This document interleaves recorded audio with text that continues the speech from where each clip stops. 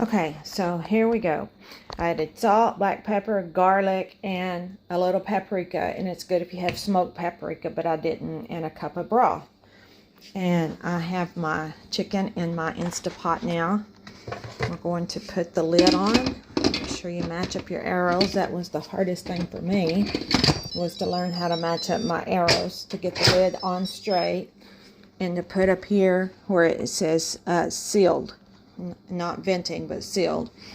And some people may have an Insta Pot that has a pressure option, pressure cooker option, but mine does not.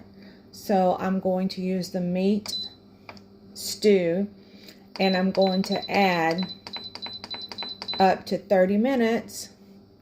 And as soon as I do that, it will click on its own, seal on its own, and we're just waiting for it to heat up. And there it goes. It's on.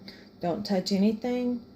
And wait for 30 minutes till it's done, and then use a 15-minute release for the pressure valve.